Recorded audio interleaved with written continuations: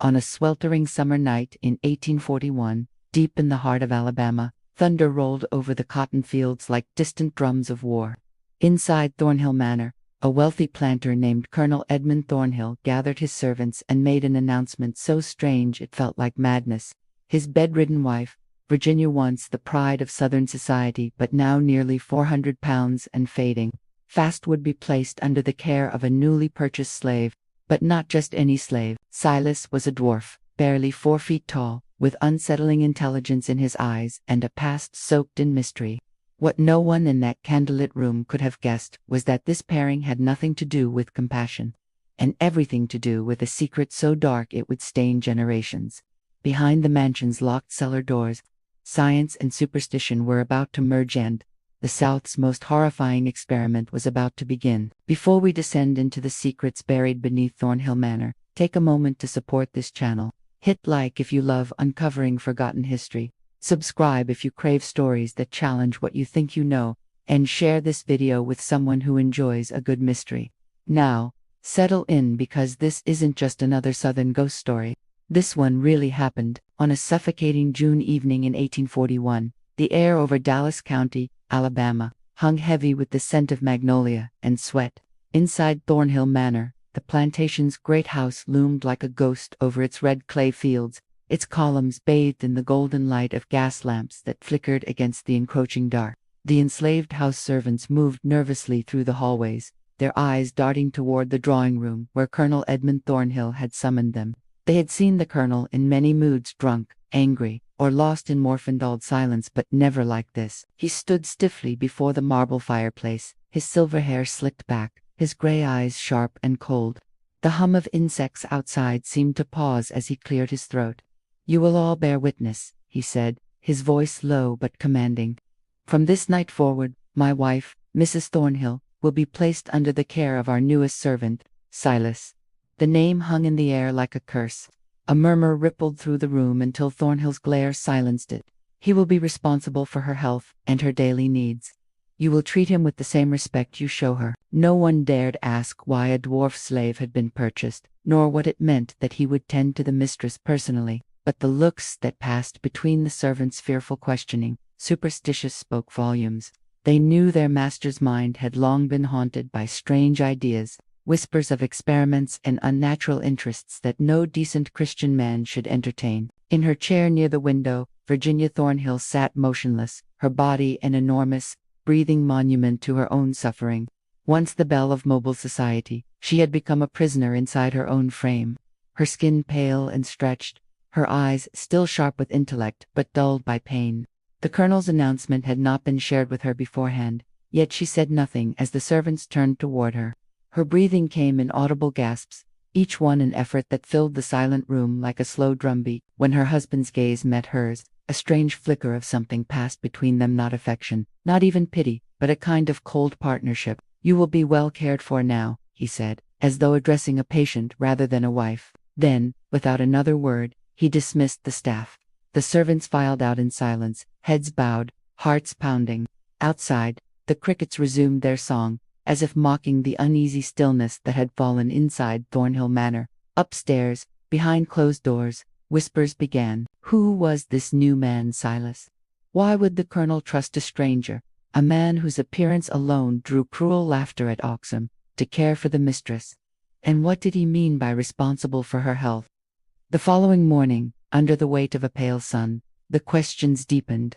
Word spread quickly among the field hands that the new slave had arrived, brought in on a wagon from Mobile, chained but calm, his head held high despite the eyes that followed him. At just under 4 feet tall, Silas was a strange sight, broad-shouldered, powerfully built for his size, with a face that carried old scars and older knowledge. He did not avert his gaze like most enslaved men. Instead, his dark eyes met those who looked at him with a mixture of curiosity and defiance. When Thornhill introduced him to the household staff, the room seemed to shrink around the small man's presence. "This is Silas," the colonel said. "He has knowledge of medicine and anatomy.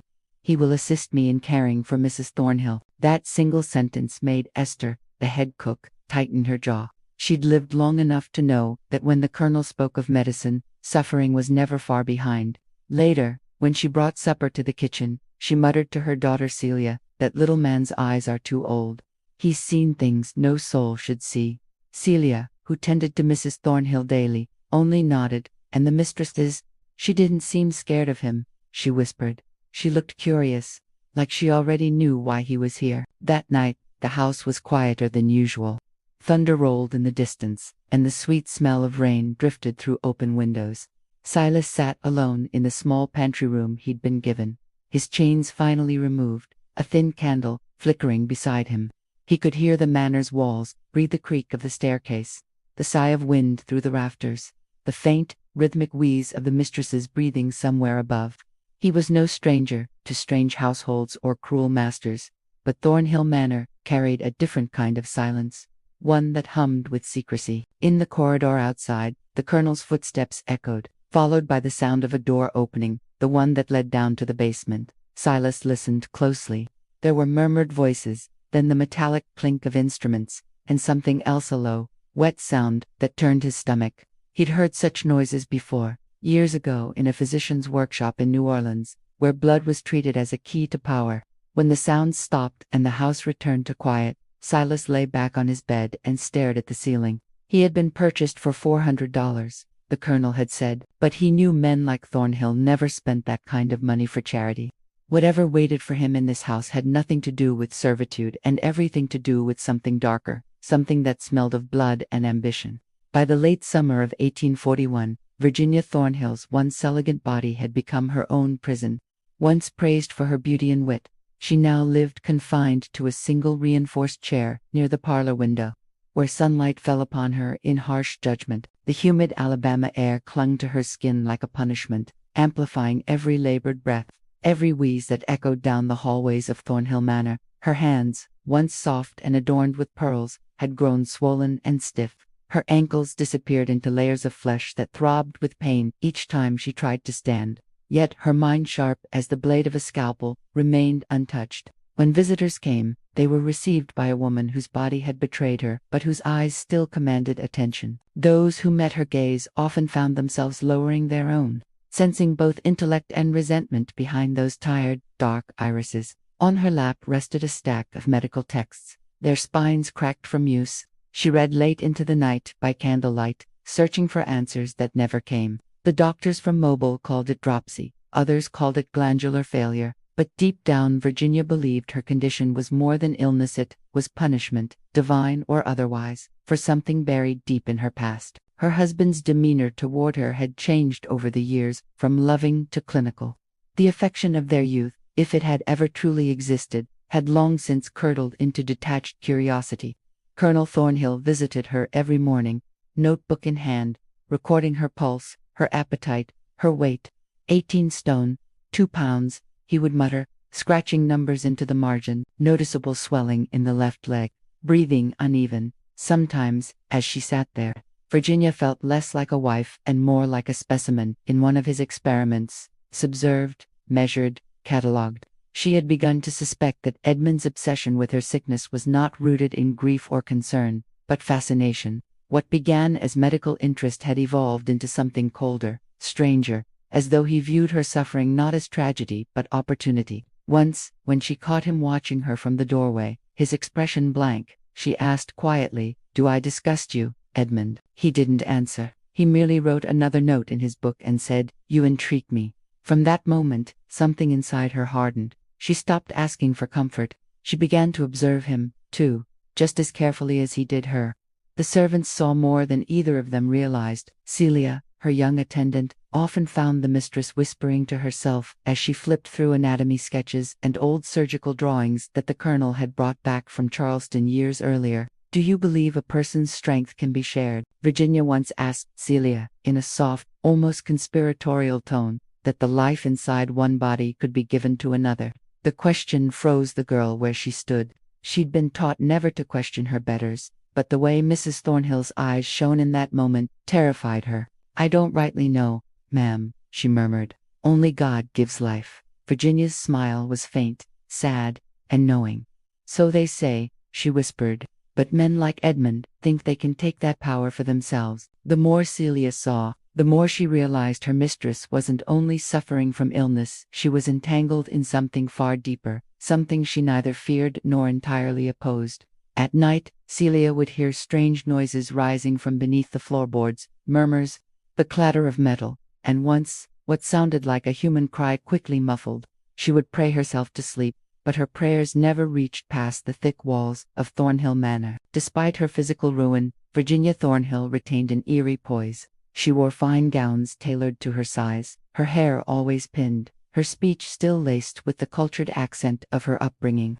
Yet, in her solitude, she had become a different kind of woman, one unmoored from the polite expectations of Southern gentility.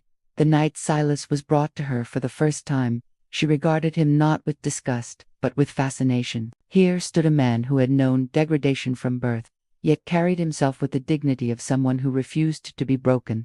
His small frame, his intelligent eyes, his quiet composure, all of it stirred something within her that she could not name. Perhaps pity, perhaps envy, perhaps, in some twisted way, recognition. "So you're the one my husband bought," she said softly. "Tell me, Silas, do you believe in healing?" His answer was measured. "I believe in balance, mistress. The body can give and take in ways most men do not understand." Her lips curved into something that might have been a smile. "Then perhaps you and I understand each other already." Outside, thunder cracked over the fields, and for a moment the flickering candlelight seemed to dance in her eyes. In that instant, Silas realized something chilling. Virginia Thornhill was not merely a victim of her husband's obsession. She might, in her own way, be a willing participant. The day Silas was purchased in Mobile was the kind of day when the air itself seemed to sweat. The auction yard, a muddy lot near the docks, smelled of salt, damp wood, and fear. Men in linen suits fanned themselves as the auctioneer barked descriptions of human lives like they were livestock, while flies buzzed over the heads of chained men and women waiting to be sold. Then came the moment that silenced even the jeering crowd, when a small figure was led onto the block. Silas stood barely 4 feet tall, but his presence seemed to fill the space around him. The murmurs started immediately. A dwarf slave was an oddity, even in the brutal economy of the South, and planters were both fascinated and repelled. His chest was broad, his arms corded with muscle, his skin darkened from years of outdoor labor, and a long scar ran from temple to jaw, a jagged white line that made him look like he'd been struck by lightning. But it wasn't his size or his scars that unsettled the onlookers, it was his eyes. They were steady, intelligent, and utterly unafraid. When the auctioneer introduced him, he struggled to make his voice sound casual. "Name's Silas. Literate, speaks French and English. Formerly owned by Dr. Beauchamp of Louisiana, deceased under some unfortunate circumstances." A few men laughed uneasily. Silas did not. When the auctioneer added, "has medical experience and certain specialized skills," the laughter died altogether. Those words, specialized skills, were enough to make most buyers back away. But not Edmund Thornhill. From the back of the crowd, Thornhill stepped forward like a man who had just spotted the final piece of a puzzle. He was older than most of the bidders, gray at the temples, his left arm held stiff from an old war wound, and his eyes, those cold, calculating eyes, were fixed on Silas with something that looked less like curiosity and more like recognition. "How much?" he asked flatly. 400, said the auctioneer. "Half what you'd pay for a prime field hand." Thornhill didn't hesitate. 400 it is, the crowd murmured. It was too much for a man of Silas's stature, too little for what Thornhill's tone implied. As money and papers exchanged hands, Silas met his new master's gaze and saw the truth. There, this man hadn't bought him for labor or companionship. He had bought him for knowledge. During the long journey back to Dallas County, Silas rode in silence on the back of the wagon, his wrists shackled but his mind racing. Thornhill stopped only to water the horses and refill his pipe, occasionally glancing back as if studying a specimen. On the second night, when they camped under a silver moon, the colonel finally spoke. "They say you can read." "Yes, master," Silas replied, his deep voice measured. "They say you know medicine." "I assisted Dr. Beauchamp for 8 years, he said. "And what killed him?" Thornhill asked, eyes narrowing. "Yellow fever." Thornhill's lips twitched. "You're lying. The coroner's record says arsenic poisoning." A silence fell between them then, broken only by the sound of cicadas in the distance. "I don't care," Thornhill said finally. "Whatever happened in New Orleans, it's in the past. What matters is what you can do for me now." When they reached Thornhill Manor 3 days later, the plantation's grandeur was deceptive. Behind the white columns and the sweeping oak-lined drive was a house that seemed to hold its breath. Servants came out to meet the wagon, their faces careful masks of obedience as they took in the sight of the new arrival. Silas, unshackled but wary, stepped down onto the red clay and looked up at the looming manor. It was like a living creature, beautiful, yes, but cold and watching. Inside, he was brought to the drawing room where Virginia Thornhill waited in her great green chair. For a long moment, neither spoke. She examined him the way a collector studies a rare artifact, her gaze traveling over his face, his hands, his build. "So you are the one," she said, her voice soft but strong. "Come closer." When he obeyed, she took his chin between her fingers and turned his face toward the light. "You've seen pain," she said. "Yes, mistress," he answered. "Then you'll understand mine." Behind her, the colonel stood like a shadow, watching their exchange with faint amusement. "You will serve her," he said. "Attend to her condition. Assist me in my studies, and speak of nothing you see here. You will be treated well, provided you earn my trust." Silas bowed his head, but his mind was already turning. He had served under cruel men before, but this was different. There was an unspoken hunger in Thornhill's words, a suggestion that whatever awaited him here was not merely labor, but a role in something unnatural. That first night, as the manor slept, Silas sat awake in his small room near the kitchen. The walls were thin, and through them he heard things he was not meant to hear: footsteps descending to the basement, the distant creak of metal, a low hum of voices murmuring about anatomy and vitality. He thought of the specialized skills the auctioneer had mentioned, the experiments he'd been forced to assist with in New Orleans, the cutting, the transfusions, the attempts to manipulate life itself. He knew what kind of man Edmund Thornhill was. The plantation's wealth, the polished silver, the sermons about order and civility, was all a mask for something else. Silas touched the scar along his jaw, a reminder of how close he'd come to death the last time he'd been caught between science and cruelty. This time, he vowed silently, he would not be their victim. If Thornhill intended to use him for his experiments, then Silas would play along. He would learn what he could, wait for his moment, and when it came, he would turn their own knowledge against them. As the night deepened, thunder rumbled far off over the river, and Silas closed his eyes. The house creaked, the candles guttered, and somewhere below, in the hidden depths of Thornhill Manor, the colonel's private laboratory awaited its newest subject. The first time Silas was taken to the basement, it was long after midnight. The house had gone still, the lamps extinguished, the only light a trembling flame from the lantern in Colonel Thornhill's hand. "Come," the colonel ordered, his voice low, steady, almost reverent. Silas followed him through a narrow door behind the pantry, down a winding staircase that seemed to sink endlessly into the earth.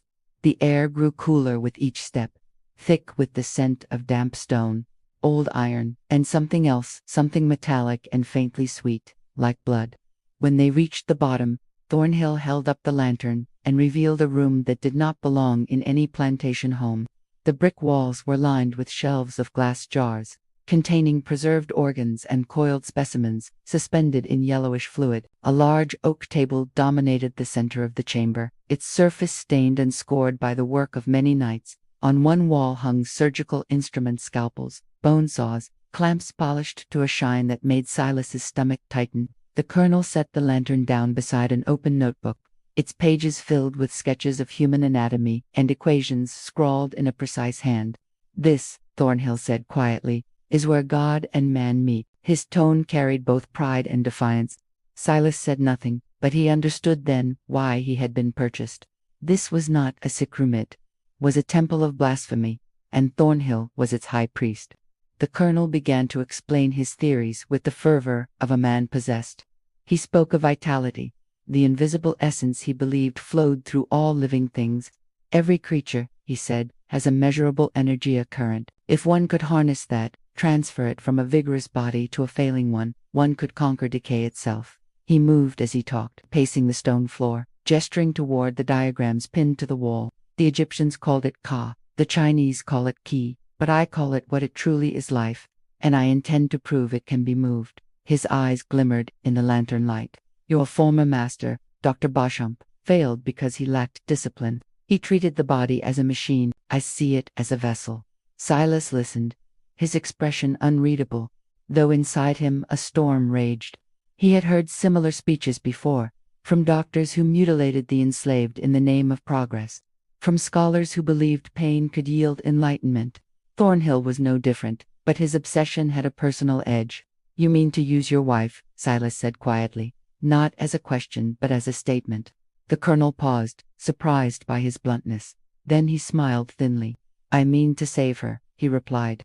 And if I succeed, the world will never forget my name. In the days that followed, Silas's duties expanded beyond tending to Mrs. Thornhill. By daylight, he carried trays and medicines to her room, helping her drink bitter concoctions the colonel had prepared. By night, he worked in the basement, cleaning instruments, grinding herbs, and recording the results of small experiments, usually on animals, though not always.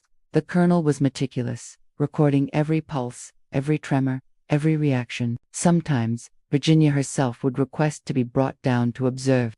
Her enormous form had to be carried on a reinforced chair, but her mind was sharp, her eyes gleaming with something disturbingly close to excitement. Do you feel it, Silas? She asked one evening, as Thornhill demonstrated the transfusion of blood from a goat into a weak hound, the moment before life shifts. It's like a heartbeat that belongs to both of them. Silas said nothing, his hands steady as he adjusted the tubing, but inside he felt the wrongness of it seeping into his bones. When the hound began to convulse, and then fell still, the colonel scribbled notes furiously, muttering, "Close, so very close." Virginia's gaze lingered on the dead animal, her expression unreadable. "We'll need human blood next," she said softly. Thornhill glanced up, startled, then smiled in quiet agreement. That night, Silas could not sleep. He sat in the dark, listening to the slow ticking of the clock, and understood that the line between master and monster had long been crossed. One stormy evening, Silas followed the colonel down again, but this time, something was different. The air felt charged, electric. The storm outside roared against the windows, thunder rolling like cannon fire, and the manor seemed to tremble in response. In the center of the basement stood Virginia, upright for the first time in months, draped in a white gown that clung to her heavy frame. Her face glistened with sweat, her eyes wild with anticipation. "It's time," Thornhill said. "Tonight, we test the limits." On the table beside her lay a young enslaved man named Isaac, unconscious, his chest rising and falling shallowly. Silas froze. "You can't," he whispered. "He'll die." The colonel's tone turned sharp. "He's already dying. His life will not be wasted. It will serve a greater purpose." He turned to Silas. "You will assist me." The storm outside grew louder, the room lit by flashes of white light. Silas hesitated, torn between defiance and the survival instinct that had kept him alive this long. Virginia's voice broke the tension. "Do it, Silas," she said. "If this works, none of us will ever die again." Her words, soft and fevered, cut through him. He obeyed because refusal meant death, but as he connected the tubing between the two bodies, he felt the weight of a sin that could never be undone. For weeks after that night, Thornhill Manor was shrouded in an uneasy silence. The enslaved whispered among themselves of strange lights glowing through the cracks of the cellar door, of screams that were not quite human, and the heavy smell of iron that clung to the air. Isaac, the young man used in the experiment, had disappeared. Officially, the colonel claimed he had been sold to a neighboring plantation, but those who worked the fields knew the truth. Isaac had never left Thornhill Manor. Celia swore she'd seen Silas burying something at dawn near the pecan grove, his face pale and hollow. Within the house, Virginia seemed changed. Her voice had grown stronger, her cheeks less sunken, and for the first time in years she insisted on walking a few steps each morning. "You see, Edmund," she said, her tone edged with triumph. "It works." Thornhill, though elated, became more secretive. He stopped drinking, stopped attending church, and locked himself for hours in his study with letters marked from Charleston, Savannah, even Washington. His obsession had evolved beyond his wife's recovery. He was now chasing something grander, something that reached beyond Alabama's borders. When Silas brought him tea one evening, he found Thornhill hunched over his desk, the candlelight glinting off a gold signet ring engraved with a strange emblem, a serpent eating its own tail. "They will fund us," Thornhill murmured, not looking up. "The society has written back.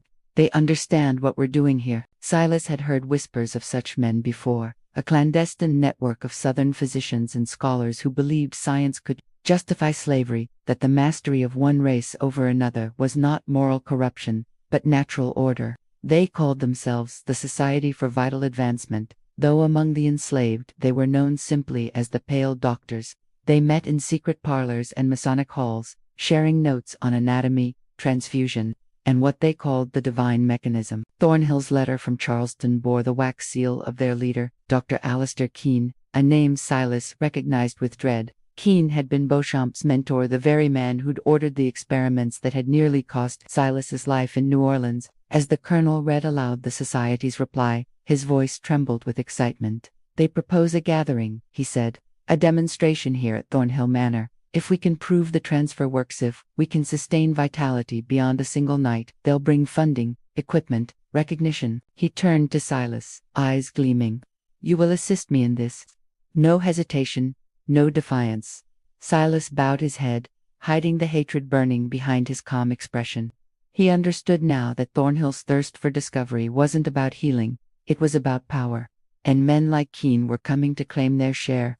In the following weeks, preparations consumed the household.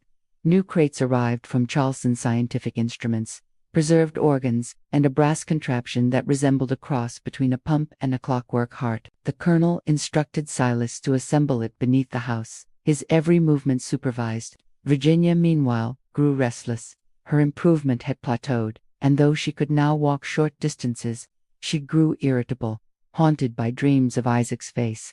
"He watches me," she told Celia one morning. From the corners of the room, "He's angry." Celia crossed herself silently, terrified by the feverish gleam in her mistress's eyes. That night, when she brought soup upstairs, she found Virginia writing a letter of her own, for the society. Celia asked before she could stop herself. Virginia looked up, her smile distant. "For history, dear. When this is over, they'll remember what I did not, what I was." Downstairs, Thornhill was writing, too, addressing invitations to men whose names dripped with wealth and cruelty. When Silas glimpsed one, he recognized the signatures of planters, doctors, and judges. They would all come to Thornhill Manor, not for hospitality, but to witness the crossing of a line no man should cross. The night of the gathering arrived like an omen. A thunderstorm brewed in the distance, lightning flickering across the horizon. As carriages rolled up the drive, men in fine coats stepped out, their laughter sharp and hollow, their eyes glittering with greed. Inside, the parlor had been transformed into a salon of science diagrams pinned to the walls, bottles of chemicals laid out like sacred relics. And in the center, a curtained doorway leading to the basement. Virginia, dressed in a gown of pale silk, greeted the guests with eerie calm. "Welcome, gentlemen," she said, her voice firm despite the tremor in her hands. "Tonight, you will witness the future." Thornhill, standing beside her, looked almost regal, the stormlight flashing against his silver hair. When the clock struck 10, he led them below. Silas followed at a distance, the weight of dread pressing on his chest. In the basement, the contraption he'd built pulsed faintly with energy, tubes coiled like veins, the brass heart ticking in rhythm. On one table lay a second subject, Celia's brother, Marcus, drugged, restrained, unaware of his fate. Thornhill raised his hands to address the gathered men. "What you are about to see," he declared, "will change the course of human destiny. The boundary between life and death is but a door, and tonight we open it." As the thunder roared above and the storm poured down, Silas felt the walls tremble. The society's men leaned forward eagerly, their eyes alight with morbid wonder. And as Thornhill reached for the switch, Silas realized he was no longer merely a witness, he was standing at the threshold of damnation itself. The basement was alive with the sound of machinery. Gears clicked, valves hissed, and the steady tick of the brass heart filled the air with a rhythm that mimicked a living pulse. Thornhill moved among his instruments like a man possessed. His white sleeves rolled to the elbow, his hands trembling with anticipation. "Tonight," he said, "we separate truth from superstition." Around him stood the members of the society, 8 men in total, each a figure of Southern wealth and intellectual arrogance. Their faces gleamed with sweat and fascination as lightning flashed through the narrow cellar window, casting quick, ghostly shadows over the room. On one table lay Marcus, unconscious, his wrists bound, his breathing shallow. On the other lay Virginia Thornhill, eyes closed, her pale flesh illuminated by the lantern's glow. Between them stretched the network of glass tubing Silas had assembled, filled with the deep crimson of blood already flowing, drop by drop, from Marcus to her. The human current, Thornhill whispered, adjusting the pump. The key to eternal vitality. Silas stood nearby, his jaw clenched, his heart pounding with guilt. He had seen this before in New Orleans, in Havana, in places where desperate men played Godin. It had always ended the same way. Still, under the colonel's unrelenting gaze and the watchful eyes of the society, he obeyed. The contraption hummed louder. Virginia's chest rose sharply, her fingers twitching. The men leaned in. "It's working," Thornhill said, his voice cracking with awe. "Dear God, it's working." For several minutes, no one dared to breathe. Virginia's eyes fluttered open, and for the first time in years she sat upright without assistance. Her skin, once pale and swollen, flushed with sudden color. She drew in a long, steady breath and let out a small laffa sound that sent chills through everyone present. "I feel it," she said. "I feel him inside me." The society members exchanged uneasy glances, unsure whether to applaud or recoil. Thornhill was elated. He took her hand, his eyes wet with triumph. "You see," he said to the room, "the current transfers. Life can be shared." But Silas could see the other side, the cost of that shared life. Marcus's body had begun to convulse, his breathing turning ragged as his blood drained faster than the pump could regulate. "We have to stop," Silas said urgently. "The balance isn't holding." Thornhill ignored him, adjusting the valve. "Another minute," he snapped. "Just one more minute." Virginia's laughter grew louder, almost manic, her head tilting back as the veins in her neck pulsed violently. Then, with a sound like a snapped wire, the machine sputtered. Marcus let out a final, ragged cry before going still. The light in Virginia's eyes flickered, then steadied. The silence that followed was unbearable. "Magnificent," Thornhill whispered, wiping sweat from his brow. "He's given her his strength." But as the men congratulated each other, Silas noticed something no one else did: the faint tremor in Virginia's hand, the way her pupils had dilated to unnatural size, the strange rhythm in her breathing that matched the ticking of the brass heart. When the colonel turned away to speak with the society, Silas leaned closer to her. "Mistress," he whispered, "can you hear me?" Her gaze snapped toward him, sharp and unrecognizing. "He's still here," she murmured, "inside me. I can feel his heartbeat." Her voice was low, distorted, almost two voices speaking at once. Silas drew back, horror twisting in his gut. He looked at Marcus's body, now motionless. Eyes opened in thought, he saw a flicker of movement beneath the skin, as if something unseen still pulsed there. Thornhill called for brandy, oblivious. "We've done it," he said proudly to Dr. Keene. "You'll report this to Charleston, won't you?" Keene nodded slowly, his expression unreadable. "Yes," he said, "but be careful, Edmund. Nature takes its payment one way or another." That night, after the guests had gone and the storm broke over the fields, Silas stood alone by the furnace, burning the bloodied linens. He could still hear Virginia's voice echoing through the stone corridor, soft, lilting, whispering words that made no sense. Or perhaps they did, in some language older than reason. Days turned to weeks, and Thornhill's triumph began to unravel. Virginia's body thrived, yes, her energy renewed, her mind sharper than ever, but her temperament changed. She grew erratic, unpredictable, prone to violent moods that frightened even her husband. Once, during dinner, she flew into a rage when the colonel tried to record her pulse, shouting, "You only want to measure me, not love me," and smashing the glass against the wall. The servants whispered that she walked the halls at night, barefoot, murmuring to someone unseen. Silas noticed small things: the way she avoided sunlight, the way her laughter sounded like Marcus's once had. And then there were the voices. Late at night, when he passed her room, he heard her talking softly, as though comforting a child. "Hush now," she'd whisper, "you're part of me. You'll never leave me." Thornhill dismissed it as postrecatory delirium, but deep down he knew the truth. His pride refused to face. His wife had not been restored. She had been changed. Silas began to document what he saw, hiding notes behind loose stones in the cellar wall. The experiment succeeded, he wrote one night, but the subject exhibits signs of possession or madness. The donor's essence persists. He knew then that Thornhill's current was not merely blood or life, but something far more dangerous, something that refused to die. One evening, as autumn settled over Alabama, Silas confronted the colonel in the laboratory. "It has to end," he said firmly. "She's not herself. You've brought something through that doesn't belong here. Thornhill's expression hardened. You overstep your place. Boy, he said coldly. You exist because I allow it. Silas didn't flinch. You think you've mastered death, but all you've done is invite it to dinner. The colonel struck him across the face, the blow echoing off the stone. Enough, he roared.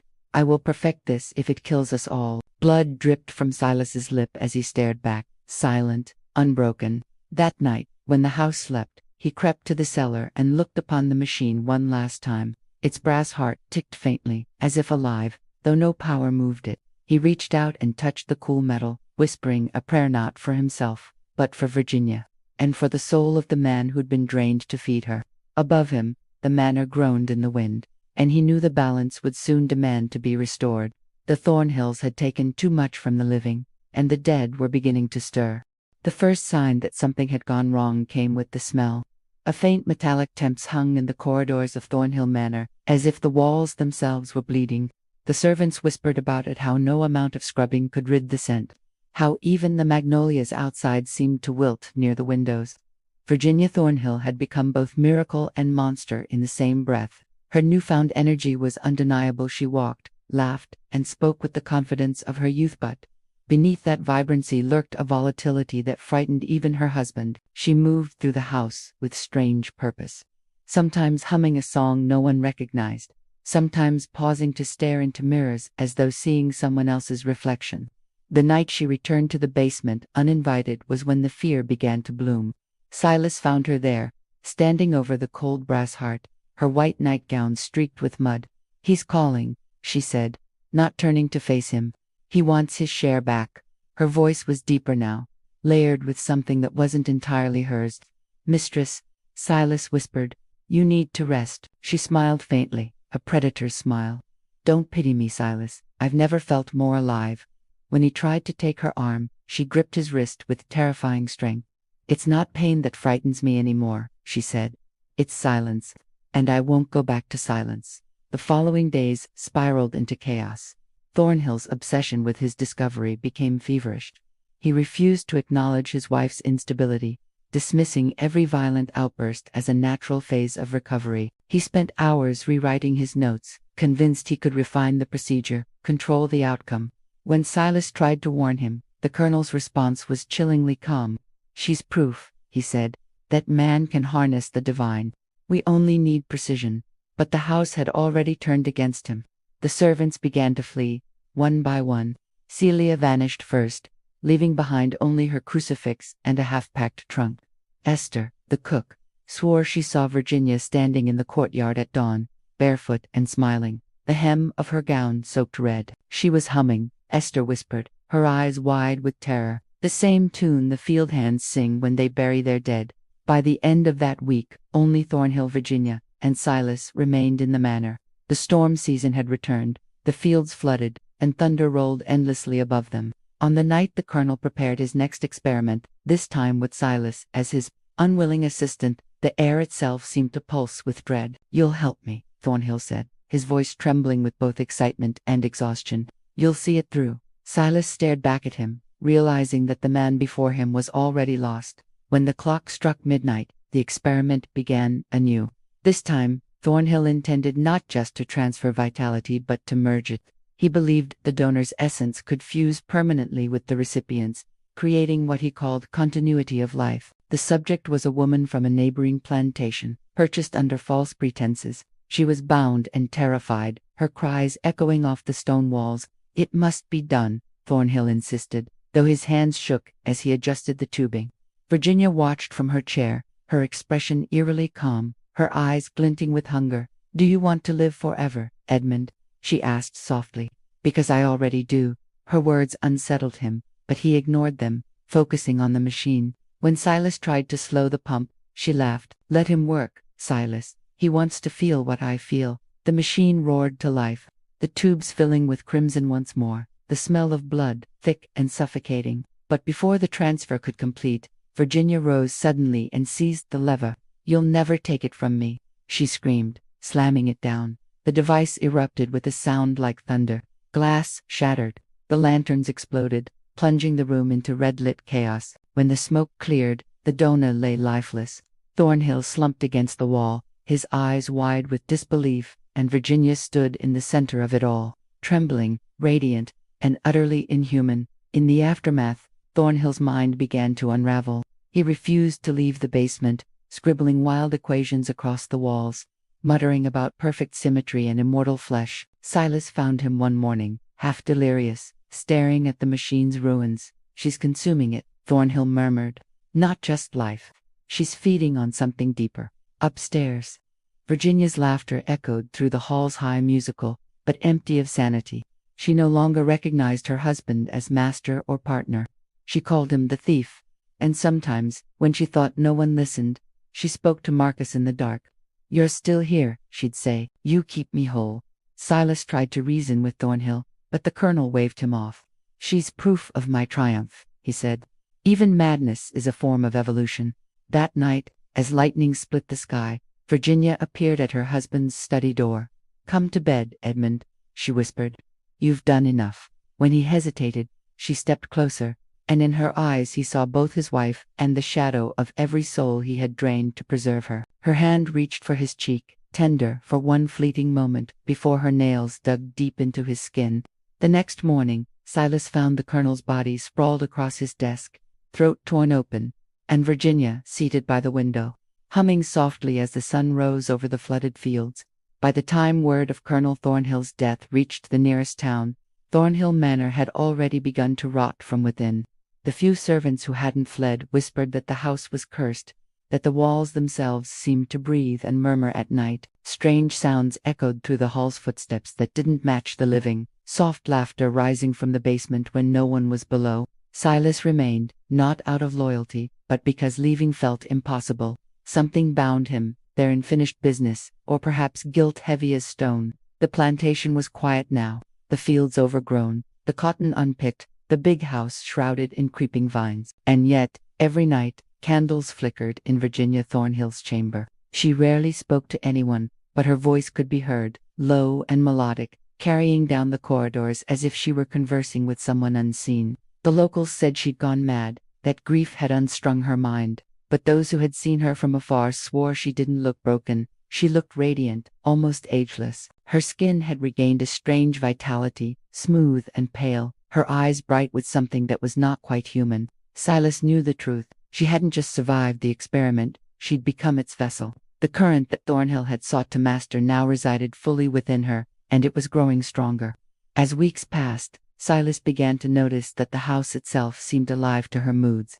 When she was calm, the air was still, the lamps steady. But when her temper flared, windows cracked, mirrors shattered, and doors slammed without wind. Once, as Silas scrubbed the marble floor in the parlor, he heard voices rising from beneath the boards. They weren't whispers but full conversation snatches of words spoken by people long dead. He froze, recognizing one of them immediately. "Marcus, you won't let me go," the voice said faintly. "She keeps me here." Silas backed away, his heart hammering. That night, he confronted Virginia. "You're not alone in there," he said, his voice shaking. "You've trapped them, the ones he took." She smiled with eerie calm. "Trapped? No, Silas. I've given them sanctuary. Every drop of blood he stole now lives in me. They are not lost, they are eternal." Her tone was serene, but her eyes gleamed with madness. "You call it haunting," she continued, "but I call it harmony. Listen closely, and you'll hear them too." Silas did not respond. He turned to leave, but her voice followed him. "You helped create this," she said softly. "You can't wash it away." That night, he lay awake in his small room, hearing the whisper of voices in the walls, the creak of footsteps pacing above, and the faint rhythm of the brass heart still ticking in the cellar. One morning, just before dawn, Silas found Celia's brother's grave unearthed behind the pecan grove. The soil was clawed from the inside. His body was gone. Tracks led back toward the house bare feet, dragging lines through the mud. Inside, he found Virginia seated in the parlor, her gown pristine despite the filth outside, her hands folded neatly in her lap. "He came back to me," she said with a serene smile. "They all do." Her voice was soft, almost childlike. Silas felt the cold crawl up his spine. "You need to let them rest," he pleaded. "This isn't life. It's torment." Her smile vanished. "And what do you know of torment, Silas?" she hissed. "You, who have been chained and sold, who've watched others die so you could live another day. Don't pretend you wouldn't do what I did if it meant never feeling powerless again." Her words cut deep because they were true. He turned away, but she wasn't finished. "Don't run from me," she said, her tone softening again. "You and we're the same. We were both experiments. He made us both his instruments. But I am free now. You could be too." Silas left without answering, but her words lingered, echoing in his mind. He began to wonder if she was right, that perhaps the power that had cursed her could also set him free. It was that thought, dangerous and desperate, that kept him from fleeing while he still could. By late October, the voices of the house grew louder. The walls groaned, the air buzzed, and the ground itself seemed to vibrate beneath their feet. Silas discovered that the brass heart in the basement had begun ticking again, though no one had touched it. The sound pulsed through the manor, steady as a heartbeat, and with each passing day, Virginia grew stronger. Her footsteps no longer echoed. She glided through the halls with impossible grace. "I hear them clearly now," she told Silas one evening. "They tell me secret truths about life, about the soul." Edmund thought he was a god, but he was only a doorway. She looked at him then with piercing intensity. "And you, Silas, you will help me open it." He understood what she meant, and terror flooded him. She wanted to continue her husband's work, to expand it, perfect it, unleash it. "I won't be part of it," he said. "Then you'll die with the rest," she replied calmly. That night, Silas gathered what little he had, his hidden notes, a stolen pistol, and the courage of a man with nothing left to lose. As he stepped out into the storm, the manor groaned behind him, and through the crashing thunder he could still hear her voice, soft, beckoning, filled with terrible longing. "You can't escape me, Silas," she called. "We're bound by blood." And somewhere deep in the earth beneath Thornhill Manor, the brass heart kept beating. Silas waited until the sky broke open before he made his move. The storm came like a divine signal rain, hammering the roof. Wind screaming through the oaks, lightning splitting the heavens wide. The noise covered every sound he made as he slipped through the dark corridors of Thornhill Manor. The once proud plantation house was collapsing under its own weight. Plaster flaked from the walls, portraits tilted askew, and water leaked through the ceiling in shimmering streams. He carried only what he needed: a small oil lantern, a pistol wrapped in cloth, and the bundle of notes he had hidden behind the cellar wall, his record of every experiment, every atrocity committed in the name of vital progress. His hands trembled as he crept past Virginia's chamber. The door stood half open, and the faint glow of candlelight flickered across the threshold. He could hear her humming softly the same song Marcus used to sing while working the fields. A chill coursed through him. He paused, torn between fear and pity. Once, she had been a victim of cruelty, a prisoner of her husband's ambition. Now, she was something far worse, a being who had consumed death and made it her strength. "You can't save me, Silas," her voice called suddenly, though he hadn't made a sound. "You can only join me." His breath caught, and he fled down the hall, heart pounding like a drum. The rain outside had turned the fields into rivers of mud. Silas moved quickly toward the slave quarters, where the last few enslaved men and women huddled, terrified by the sounds coming from the manor. Among them was Marcus's sister Celia, gaunt and trembling, her eyes wide with fear. "We have to go," Silas whispered. "Tonight, before she finds us." Celia hesitated. "She said. "She always knows." He gripped her hand firmly. "Then we don't give her time to stop us." Together, they roused the others, those strong enough to run, those desperate enough to try. The rain masked their footsteps as they gathered near the edge of the grove, where the old road met the river. But before they could move, a piercing scream shattered the night. It came from the manor, high, shrill, and filled with rage. Lightning illuminated the house for an instant, and in that flash, Silas saw her Virginia Thornhill standing in the doorway, her white gown whipping in the wind, her hair loose and wild around her shoulders. "You would abandon me," she cried, her voice echoing across the fields. "After everything I gave you." Her words were not shouted, they were carried by something unnatural, a resonance that seemed to vibrate inside their bones. The others dropped to their knees, covering their ears, but Silas stood his ground.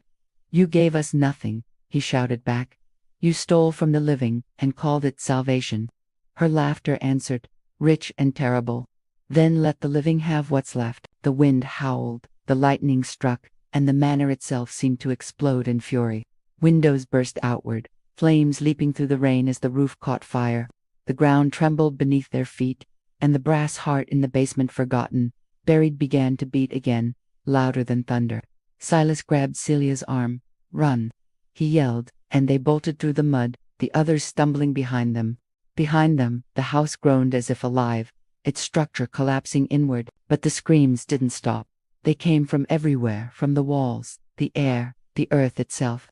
Silas didn't look back, but he could feel her presence chasing them, moving through the storm like smoke. "You can't leave me," her voice echoed. "We're bound." He stumbled, nearly falling, but Celia pulled him up, her face streaked with rain and tears. "Keep going," she cried. They reached the old river road, where a wagon waited, its horses restless and wide-eyed. As they climbed aboard, lightning illuminated the burning silhouette of Thornhill Manor behind them. The great columns cracked and fell, the roof caved in, and the fire roared higher, defiant against the downpour. And then, amid the smoke, he saw her standing in the flames, unburned, her face calm, her eyes fixed on him. She lifted one hand, as if in blessing or curse, and mouthed something he couldn't hear. Then the roof came down, and she was gone. They rode through the night, the wheels rattling over wet earth, the rain lashing their faces. When dawn finally broke, the fire was still visible behind them, a dark pillar of smoke rising over the horizon. The group fell silent, each lost in their own thoughts of what they'd left behind. Silas held the bundle of notes close to his chest, his mind replaying the horrors he'd witnessed. "Will she die?" Celia asked quietly, her voice hoarse. He didn't answer for a long time. "Things like her don't die," he said finally. "They wait." When they reached the outskirts of Selma, they found shelter in a barn, too exhausted to speak. Silas spent the day writing feverishly, determined to record everything before memory faded or fear silenced him.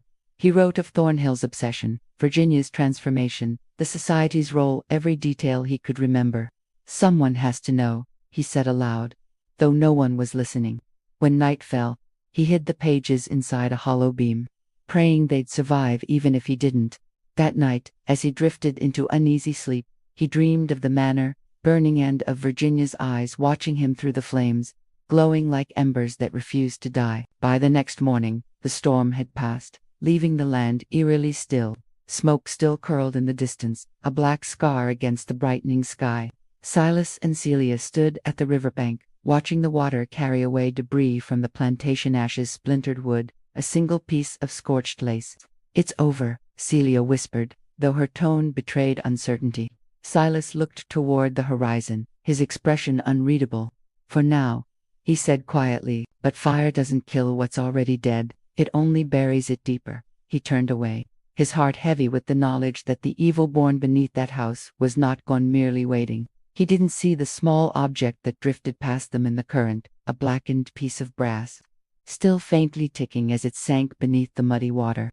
The heart of Thornhill Manor had survived, and somewhere in the smoldering ruins, beneath layers of ash and charred wood, a single voice still whispered through the smoke, soft, patient, and eternal.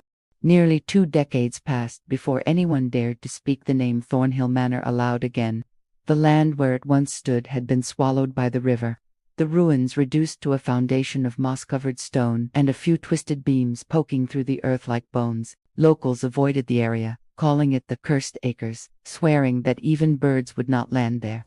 But in 1859, just as the nation's anger over slavery reached a fever pitch, a strange pamphlet began circulating through the streets of Boston and Philadelphia. It bore no author's name, only a crude illustration on its cover, an image of a heart made of brass, dripping blood onto a cotton field. The title read, "The Vital Experiment of Thornhill Manor, a Southern Crime Against God and Man." Its contents were written in an unpolished but vivid hand, describing in harrowing detail the experiments, the blood transfusions, and the horrors committed under the guise of scientific progress. Each passage named men of the society who had funded Thornhill's work, planters, doctors, politicians, all exposed in black ink. The pamphlet spread like wildfire, shocking readers who had long suspected but never seen such barbarity so plainly documented.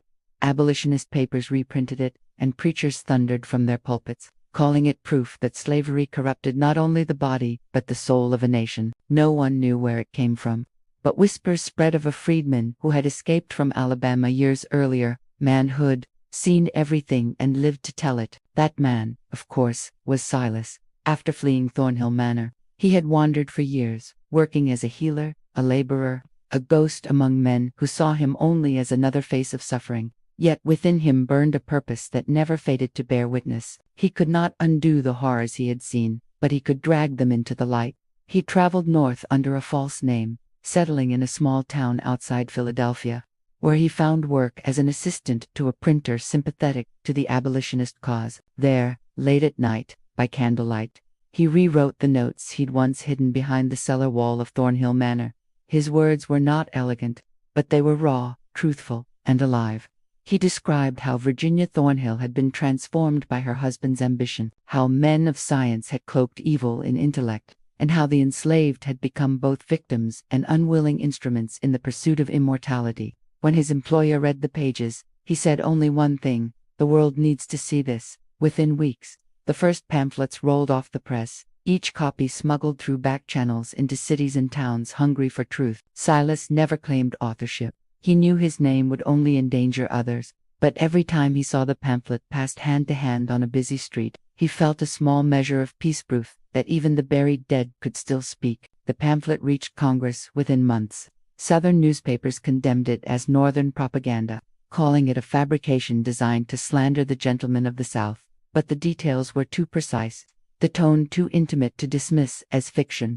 One senator from Massachusetts read excerpts aloud in session, his voice trembling as he described the exchange of human life as experiment, the defilement of God's creation under the whip of science. For the first time, the so-called gentlemen of the society felt the shadow of exposure creeping close. Several fled the country, others burned their laboratories, and a few took their own lives. Yet no one ever found physical proof the ruins of Thornhill Manor had long since disappeared beneath mud and river water. Still, the pamphlet endured, reprinted in countless editions, its imagery searing itself into the conscience of a nation on the brink of war. Preachers compared Thornhill to Frankenstein, the arrogant man who played God and unleashed his own damnation. But the story struck a deeper chord because it was true, or at least, it felt true. For the first time, Northerners saw slavery not just as cruelty, but as corruption so total it devoured even the masters themselves. As for Silas, he lived quietly until the eve of the Civil War. In 1861, an abolitionist minister who knew him found him dying of fever in a small boarding house in Baltimore. On his bedside table lay a single object wrapped in oilcloth. When the minister unwrapped it, his breath caught it was a small piece of brass, half-melted, shaped like a human heart. "Keep it safe," Silas whispered, his voice weak but steady. "Proof she lived." The minister asked who she was, but Silas only smiled faintly and closed his eyes. He died before dawn, buried in an unmarked grave near the harbor.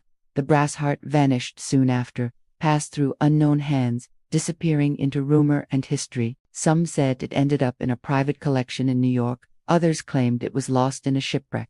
But there were stranger tales still that on certain stormy nights, when thunder rolled across the river banks of Alabama, you could hear the faint ticking of metal beneath the ground, keeping time with the pulse of the world. The house was gone, the family erased, but the experiment, the sin lived on. Thornhill Manor was no longer a place. It was a warning, and for those who listened closely, it still whispered, "Life belongs to no man."